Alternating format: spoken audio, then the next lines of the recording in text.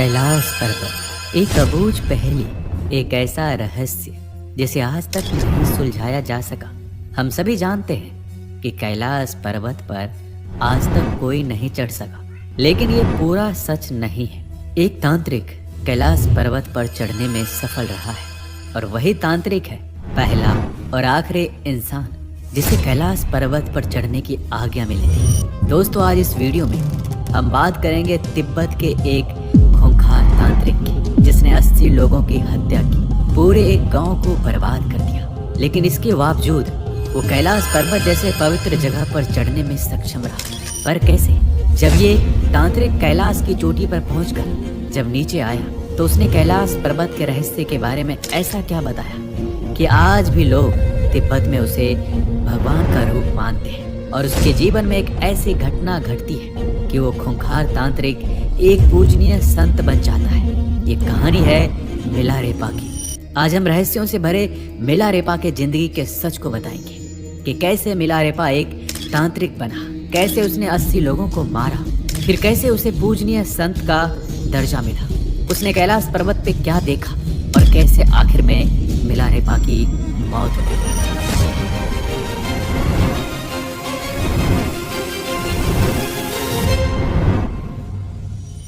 दोस्तों, 11वीं शताब्दी में उत्तरार्ध में तिब्बत के दक्षिणी भाग में स्थित एक गांव में थोपक नाम के लड़के का जन्म हुआ था, जिसे हम मिलारेपा के नाम से जानते हैं। मिलारेपा का बचपन आराम और प्रेम में भी था। वो इकलौता पुत्र था, उन्हें हर खुशी मिली। उनके साथ उनकी छोटी बहन भी थी और परिवार का जीवन बिल्कुल खुशियों से बीत रहा था। लेकिन कहते हैं ना, कोई भी समय एक जैसा नहीं रहता है, और ऐसा ही हुआ मिलारेपा के साथ। जब मिलारेपा केवल 7 साल के थे तो उनके पिता की अचानक मौत हो गई। इस मृत्यु ने परिवार को आर्थिक और भावनात्मक रूप से हिलाकर रख दिया। अंतिम समय में उनके पिता ने एक वसीयत तैयार की, जिसमें ये लिखा हुआ था कि मिलारेपा जब तक बड़े नहीं हो जाते तब तक उनके चाचा और चाची मिलकर उनकी देखभाल करेंगे, उनके संपत्ति का प्रबंधन करेंगे। ये वसीयत इस उम्मीद के साथ लिखी गई थी कि उनके परिवार को कोई कठिनाई नहीं होगी। लेकिन उनके पिता के मृत्यु के तुरंत बाद हालात पूरी तरह से बदल गए। चाचा और चाची जो पहले अच्छे संबंधों का दिखावा किया करते थे, अब वो बदल चुके। उन्होंने संपत्ति पर पूरा अधिकार कर लिया और मिलारेपा की माँ और बच्चों को नौकरों की तरह काम करवाने के लिए मजबूर कर दिया। जो घर कभी उन्हें अपना लगता था, अब वो उनके लिए जेल बन गया था। उनका जीवन सम्मान से गिरकर अपमान और गरीबों में बदल चुका था। मिलारेपा की माँ, जो कभी एक सम्मानित महिला थी, अब अपमान और कष्ट सहने पर मजबूर थी। उनका मन बदले की भावना से भर चुका था। उन्होंने बार बार अपनी संपत्ति वापस पाने की कोशिश की, लेकिन हर बार नाकामी मिली। गांव के लोग इस अन्याय को चुपचाप देख रहे थे, किसी ने उनकी मदद नहीं की। और अंत में मिलारेपा की माँ ने एक कठोर निर्णय लिया। उन्होंने मिलारेपा से कहा, लगता है हम अपनी संपत्ति वापस नहीं पा सकते हैं, लेकिन हम उनसे बदला तो ले सकते हैं, हम उन्हें बर्बाद तो कर सकते हैं। ये शब्द मिलारेपा की जिंदगी बदलने वाली थी। बदले की भावना उनके मन में गहराई तक समा चुकी थी।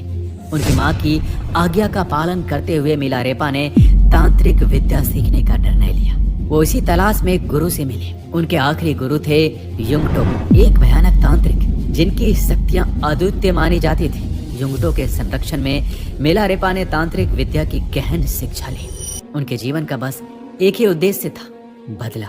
और इस बदले की आग ने उन्हें मौत का मंत्र सीखने की राह पर धकेल दिया।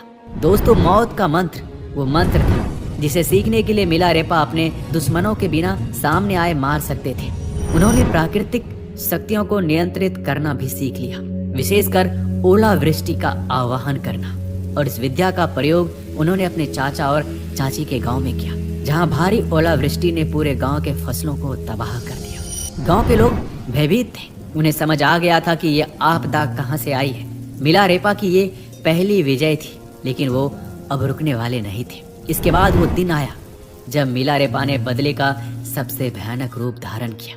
उनके चाचा के बेटे के शादी का दिन था। पूरा गांव एकत्रित था और मिलारेपा ने इसी मौके का चयन किया। उन्होंने मृत्यु के मंत्र का इस्तेमाल किया। अचानक सांप, मकड़ियां, अन्य जहरीले जीव विवाह समारोह में प्रकट होने लगे।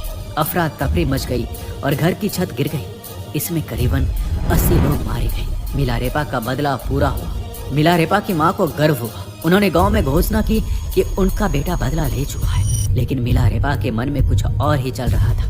बदले की आग में जलने वाले मिलारेपा को अब यह एहसास हो रहा था कि उन्होंने क्या खो दिया है। वो अपराध बोझ से गिर गए थे। कई निर्दोष लोग मारे गए थे और बदले से जो संतोष मिलना चाहिए था, अब वह एक भयानक पश्चाताप में बदल चुका था। और यहाँ से शुरू हुआ मिलारेपा का आत्मिक सफर। इसी समय उनकी मुलाकात एक बौद्ध लामा से हुई, जिन्होंने उन्हें गुरु मारपा के पास जाने की सलाह दी। मारपा एक महान बौद्ध गुरु थे, जिन्होंने भारत से बौद्ध धर्म की गहरी शिक्षाएं प्राप्त की थी। तिब्बत में उन्होंने एक अनुवादक के रूप में भी जाना जाता था, क्योंकि उन्होंने बौद्ध धर्म के महत्वपूर्ण ग्रंथों का अनुवाद किया था। जब मिलारेपा गुरु मारपा के गांव पहुंचे तो उनके सामने एक कठिन परीक्षा थी। मारपा ने उन्हें कठोर साधना करने के लिए कहा, जो कभी कभी तो बेतहासा कठिन हो जाती थी। उन्होंने मिलारेपा से कई कठिन शारीरिक श्रम करवाए, जैसे पहाड़ों से पत्थर उठवाना और उन पत्थरों को दूर दूर तक ले जाना। ये सब मिलारेपा के शरीर को थका देता था, लेकिन उनकी आत्मा को जागृत कर रहा था। धीरे धीरे उन्होंने गुरु की शिक्षाओं को आत्मसात किया और उनकी कठिन साधना ने मिलारेपा के अंदर एक नई शक्ति और ज्ञान का प्रवेश कराया। गुरु मारपा के कठिन परीक्षा के बाद मिलारेपा ने साधना के उच्चतम शिखर को छुआ और आत्मज्ञान की ओर एक और कदम बढ़ाया। उन्होंने बौद्ध धर्म के तत्वों को समझा और अपने अतीत के कर्मों का प्रायश्चित किया। अब वो तांत्रिक नहीं थे, बल्कि एक पूजनीय संत बन चुके थे। तो दोस्तों, यहाँ से एक तांत्रिक की कहानी खत्म होती है। अब शुरू होती है मिलारेपा के कैलाश पे चढ़ने की कहानी। तिब्बत में स्थित कैलाश पर्वत हिंदू धर्म के कई ग्रंथों में मिलता है। शिव पुराण, स्कंद पुराण, मत्स्य पुराण आदि में कैलाश खंड नाम से अलग अलग अध्याय भी है। इसमें कैलाश पर्वत की महिमा और चमत्कारों के बारे में बताया गया है। कैलाश पर्वत को भगवान शिव का निवास स्थान माना गया है। यहाँ भगवान शिव अपने परिवार और अन्य देवी देवताओं के साथ निवास करते हैं। कैलाश मानसरोवर की यात्रा के दौरान इस पर्वत की परिक्रमा की जाती है। कैलाश पर्वत अपने आप में कई रहस्य समेटे हुए हैं। पौराणिक कथाओं के अनुसार इस पर्वत के पास प्राचीन धन कुबेर की नगरी है। 1093 ईस्वी, यही वो समय था जब मिलारेपा ने कैलाश पर्वत की चढ़ाई शुरू की। कैलाश की इस यात्रा में उनकी मुलाकात हुई बौद्ध धर्म के एक प्रसिद्ध प्रचारक नरोबान जी से। नरोबान ने मिलारेपा को एक चुनौती दी, जो पहले कैलाश पर्वत की चोटी पर पहुंचेगा उसका कैलाश पर वर्चस्व होगा। ये एक आध्यात्मिक और शारीरिक दौड़ थी और मिलारेपा ने इस चुनौती को स्वीकार भी कर लिया।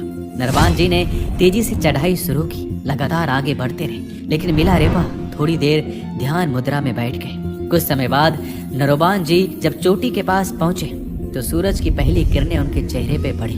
वो किरण इतनी तीव्र और शक्तिशाली थी कि उन्हें पीछे हटना पड़ा। और इसी बीच मिलारेपा ने बिना किसी रुकावट के अपनी चढ़ाई जारी रखी और अंततः वह नरवान जी से पहले चोटी तक पहुंच गए। ये केवल शारीरिक विजय नहीं थी, ये थी मिलारेपा की आध्यात्मिक शक्ति और दिव्य शक्तियों का दर्शन। एक ऐसी चढ़ाई जो आज भी एक रहस्य बनी हुई है। कैलाश पर्वत की चोटी पर पहुंचकर मिलारेपा ने कुछ अद्भुत और अनजाने रहस्यों का अनुभव किया। उन्होंने कहा, ये पर्वत साधारण लोगों के लिए नहीं है और कोई साधारण व्यक्ति यहाँ चढ़ने का प्रयास बिल्कुल ना करे, क्योंकि ये भगवान शिव का पवित्र निवास है।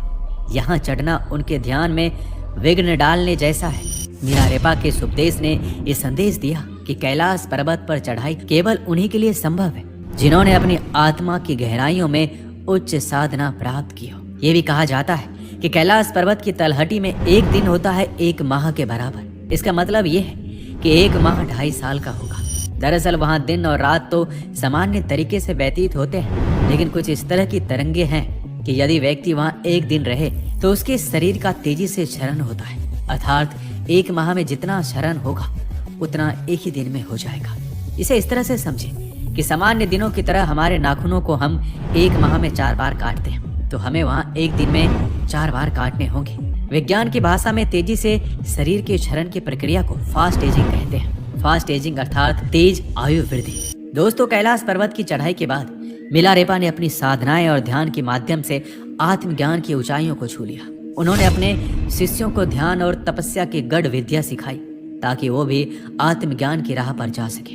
अब यहीं से शुरू होती है मिलारेपा के आखिरी दिन का सफर। एक दिन मिलारेपा को एक शादी में आमंत्रित किया गया। उनके स्वागत के लिए एक सुंदर आसन तैयार किया गया। उसी शादी में एक धनवान पंडित भी था जो मिलारेपा के हो रहे तैयारियों को देखकर हैरान था। जैसे ही मिलारेपा उस आसन पर बैठे, पंडित ने तिरस्कार भरे स्वर में कहा, इस भिखारी के लिए इतनी तैयारियां क्यों? ये मुझसे बड़ा पंडित है। पंडित मिलारेपा के पास जाकर बोला, मैंने सुना है आप बहुत ज्ञानी हैं। मैं चाहता हूँ आप इन किताबों को पढ़कर अपना ज्ञान साबित करें। मिलारेपा ने शांत स्वर में उत्तर दिया, इन सांसारिक किताबों को पढ़कर सच्चा ज्ञान नहीं मिलता, इसलिए मैं ऐसा नहीं करूँगा। ये सुनकर पंडित हंसा और बोला, मुझे पता था तुम ऐसा ही कहोगे। मैं तुम्हें बेनकाब करने ही आया था। उसने बदतमीजी से बातें जारी रखी, जिसे देखकर आसपास के लोग उसे रोकने लगे, लेकिन पंडित और गुस्से में भर गया और वहां से चला गया। अपने मन में बदले की भावना रखते हुए पंडित ने योजना बनाई कि वह किसी भी तरह मिलारेपा को मार देगा। उसने एक महिला को चुना और उसे लालच देकर उसने कहा कि आपको विष से मिला हुआ दही आपको मिलारेपा को खिलाना होगा। अगर उसने ऐसा कर दिया तो उसे एक हीरे का हार और शादी का वादा मिलेगा। महिला लालच में आकर विष वाला दही लेकर मिलारेपा के पास पहुंची। जैसे ही मिलारेपा ने उसे देखा, वह तुरंत समझ गए। उन्होंने मुस्कुराते हुए कहा, मैं ये दही खाऊंगा, लेकिन पहले तुम वह हीरे का हार ले आओ, क्योंकि वह शादी का वादा तो कभी पूरा नहीं हो सकता। ये सुनकर महिला डर गई और पंडित के पास लौटकर सब कुछ बताया। पंडित ने हार देकर उसे फिर से भेजा। जब वह हार लेकर वापस आई, तब मिलारेपा ने दही स्वीकार किया। जैसे ही उन्होंने विष वाला दही खाया, महिला रोते हुए माफी मांगने लगी, लेकिन मिलारेपा ने उसे सांत्वना दी और कहा, घबराओ मत, मेरा समय आ गया है। ये सुनकर वह महिला उनकी शिष्य बन गई। इसके बाद मिलारेपा ने अपने शिष्यों को बुलाया और कहा कि वह शीघ्र ही शरीर त्यागने वाले हैं। उनके संदेशों को सुनने के लिए न केवल शिष्य बल्कि देवी देवता भी इंतजार कर रहे थे। आकाश से पुष्पों की वर्षा हो रही थी, हवाओं में सुगंध फैल चुकी थी और मधुर संगीत बज रहा था। अब हम आपको कुछ अननोन फैक्ट्स बताते हैं मिलारेपा के बारे में। दोस्तों, मिलारेपा का अर्थ होता है कॉटन लैड, सूती वस्त्र धारण करने वाला। उन्हें अक्सर एक पतले सफेद सूती लपेटे में दिखाया जाता है, जिसे रेपा कहा जाता है। यहाँ तक कि सर्दी में भी मिलारेपा की त्वचा का रंग हरा हो गया था, क्योंकि उन्होंने डकर तासो गुफा में ध्यान करते हुए जीवित रहने के लिए जंगली बिच्छू घास खाई थी। इसी वजह से उन्हें कई चित्रों में हरी त्वचा के साथ दिखाया जाता है। दोस्तों, मिलारेपा ने हिमालय की पवित्र चोटियां और झीलों के बारे में 1 लाख गीत लिखे थे, जो उनके अद्भुत ध्यान और साधना की गवाही देते हैं। तो ये थी मिलारेपा की वो कहानी जो प्रेरणादायक है और हमें बहुत कुछ सिखाती है। अपने विचार हमें कमेंट बॉक्स में अवश्य लिखिएगा। मिलते हैं जल्दी एक नई वीडियो में। अपना ख्याल रखिएगा। जय हिंद, जय भारत।